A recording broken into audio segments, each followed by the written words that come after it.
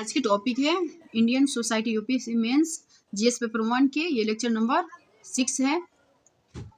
प्रवास माइग्रेशन। तो अप्रवासन का मतलब होता है आने वाली प्रवास, और उत्प्रवास का मतलब होता है किसी स्थान से बाहर पलायन करने वाले प्रवासी को उत्प्रवास कहते हैं। और प्रवास की धाराएं, तो इसे दो भागों में बांट कर देखेंगे। एक है आंतरिक प्रवास, दूसरा है अंतर्राष्ट्रीय प्रवास। तो आंतरिक प्रवास में देखेंगे लोग तो अंतर्राष्ट्रीय व अंतर्राज्यीय प्रवास इसमें आते हैं। और अंतर्राष्ट्रीय प्रवास में भारत के पड़ोसी देशों से भारत में व भारत से पड़ोसी देशों व अन्य देशों की ओर। और ग्रामीण से ग्रामीण प्रवास में देखेंगे लोग तो महिलाएं ज़्यादा प्रवास करती है, यानी कारण क्या है? शादी। और ग्रामीण से नगरीय प्रवास देखेंगे तो इसके कारण है आर्थिक कारण, और पुरुष ज़्यादातर से प्रवास करते हैं रोजगार की तलाश। प्रवास देखेंगे लोग तो नगरीय से ग्रामीण की तरफ और नगर से नगर की तरफ, ऐसे ही प्रवास होते रहता है। और प्रवास में स्थानिक विभिन्नता देखेंगे लोग। महाराष्ट्र, दिल्ली, गुजरात, हरियाणा में सर्वाधिक प्रवास तथा सर्वाधिक उत्प्रवास यूपी, बिहार। तो कई ऐसे कामगार हैं जो रोजगार के या मजदूरी करने, तो कई ऐसे कामगार हैं जो काम करने यूपी, बिहार से जाते हैं। और प्रवास के कारण या कारक देखेंगे लोग तो इसे दो भागों में बांट कर देखेंगे लोग। एक है प्रतिकर्ष कारक, दूसरा है अपकर्ष कारक। तो इसमें बेरोजगारी प्रतिकर्ष कारक में बेरोजगारी, प्रतिकूल जलवायु और सामाजिक आर्थिक पिछड़ापन, जीवन स्तर की निम्न दशाएं, प्राकृतिक आपदा व महामारियां, राजनीतिक अस्थिरता और मानवीय संघर्ष, युद्ध, दंगे। और अपकर्ष कारक में देखेंगे तो इसमें रोजगार के अवसर और बेहतर जीवन स्तर और शांति व सुरक्षा, स्वतंत्रता व समता, प्राकृतिक संसाधन, अनुकूल जलवायु। तो प्रवास के परिणाम देखेंगे तो पहला है आर्थिक परिणाम। तो जैसे खाड़ी व अन्य देशों में भारतीय प्रवासी, जैसे आर्थिक दृष्टिकोण से देखें तो भारत के कई ऐसे कामगार जो स्किल वाले लोग विदेशों में रहते हैं और विदेशी मुद्रा भारत में भेजते हैं। भारत में मुद्रा आती है, उससे हमारे देश के जीडीपी और जीएनपी में फायदा मिलता है। और शहरी प्रवास में देखेंगे तो बाहरी बुनियादी ढांचे पर दबाव, और कृषि प्रवासी देखेंगे हरित क्रांति प्रदेश में, वहाँ पे उनको सस्ते मजदूर मिल जाते हैं। और जननांगीय परिणाम देखेंगे तो जनसंख्या असंतुलन पैदा करते हैं। और सामाजिक परिणाम देख लेंगे तो युवा शहरों की ओर जाते हैं, तो बुजुर्ग आबादी गाँव में अकेले रह जाते हैं, और उनके साथ कई मानसिक समस्याएं उत्पन्न होने लगती है। और मिश्रित संस्कृति में देखेंगे लोग तो सांस्कृतिक विविधता होती है। और पर्यावरण परिणाम में देखेंगे लोग तो शहरों पर अधिक दबाव से आधारभूत ढांचा, तो शहरों में अगर जनसंख्या बढ़ेगी तो शहरों पर अधिक दबाव होगा और आधारभूत ढांचा दबाव आएगा। और प्राकृतिक वेटलैंड व वनों को क्षति हो। और महिलाओं की भूमिका और महिला संगठन देखेंगे तो भारत में इससे रिलेटेड क्वेश्चन देखेंगे तो भारत में महिलाओं के समक्ष समय और स्थान संबंधी निरंतर चुनौतियां क्या क्या है। तो भारत में महिलाओं के आंदोलन, तो ये 2019 का क्वेश्चन है। और नेक्स्ट क्वेश्चन है, भारत में महिलाओं के आंदोलन ने निम्न सामाजिक स्तर की महिलाओं के मुद्दों को संबोधित नहीं किया है, अपने विचार को प्रमाणित कीजिए। तो ये 2018 का क्वेश्चन है। आधुनिक भारत में महिलाओं से संबंधित प्रश्न 19वीं शताब्दी के सामाजिक सुधार आंदोलन के भाग के रूप में उठे थे। ये उस अवधि में महिलाओं से संबंध मुख्य मुद्दे और विवाद क्या थे। तो 2017 का क्वेश्चन है। और भारत में एक मध्यम वर्गीय कामकाजी महिला की अवस्थिति को पितृतंत्र पेट्रियार्की किस पर प्रभावित करता है। तो यूपीएससी मेंस 2014 का ये क्वेश्चन है।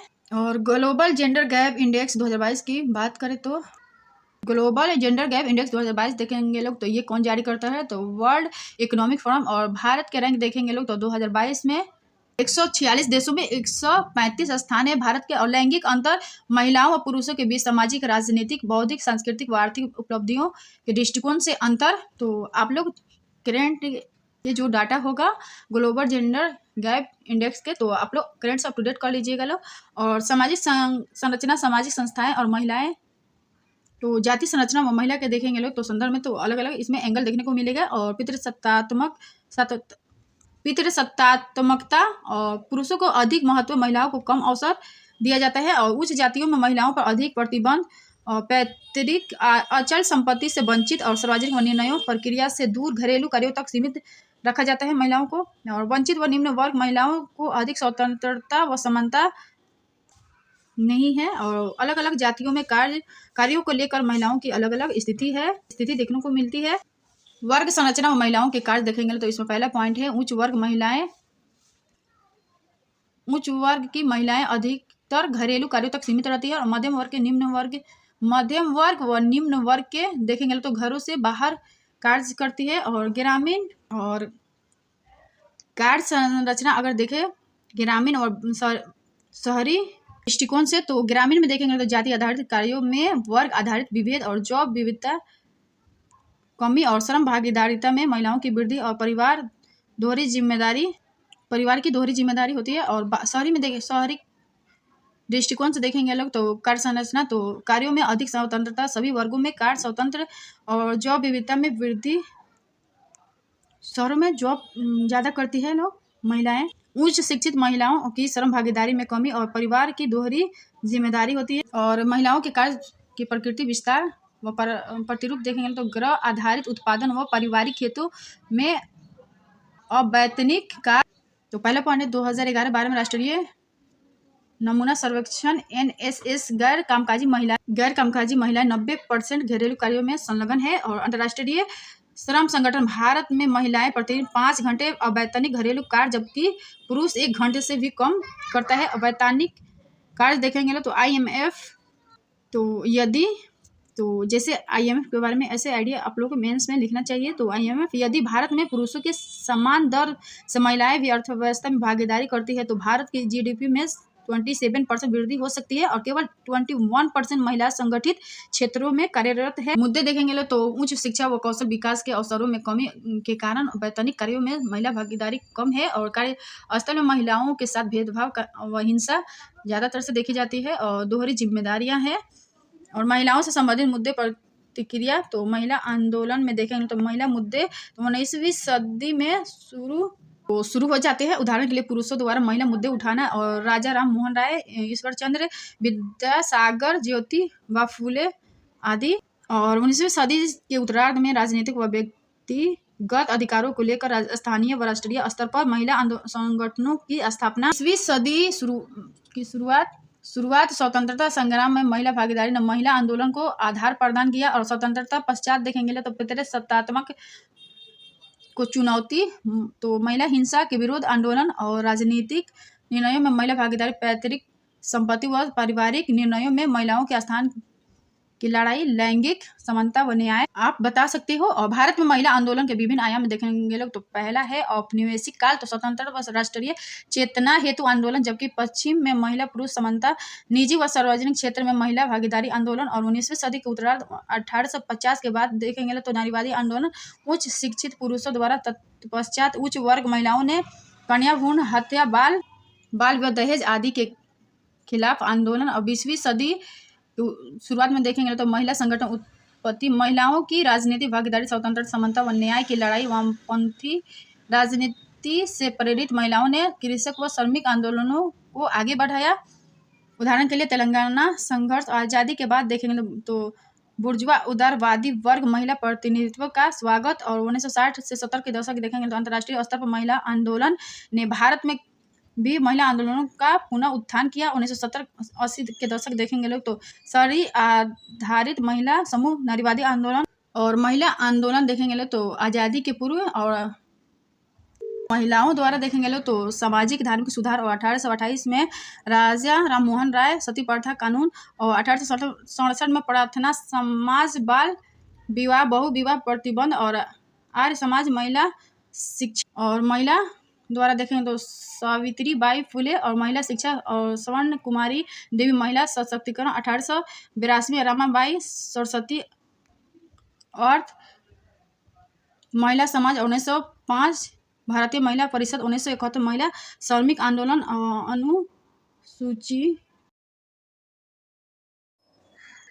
1971 में महिला द्वारा श्रमिक आंदोलन, अनुसुईया साराभाई। तो महिला आंदोलन में देखे हैं लोग, इसे 2 दृष्टिकोण से देखें। आज़ादी से पूर्व पुरुषों द्वारा कौन कौन से आंदोलन चलाए गए और महिला द्वारा कौन कौन से आंदोलन किए गए। तो सामाजिक धार्मिक सुधार और 1828 में राजा राम मोहन राय द्वारा सती प्रथा कानून, 1867 में प्रार्थना समाज, बाल विवाह, बहु विवाह प्रतिबंध, आर्य समाज, महिला शिक्षा और महिला द्वारा आंदोलन देखेंगे तो सावित्रीबाई फुले महिला शिक्षा और स्वर्ण कुमारी देवी महिला सशक्तिकरण, 1882 में रामाबाई सरस्वती अर्थ महिला समाज, सरस्वती आर्य महिला समाज और 1905 भारतीय महिला परिषद, 1971 महिला श्रमिक आंदोलन, अनुसुईया साराबाई।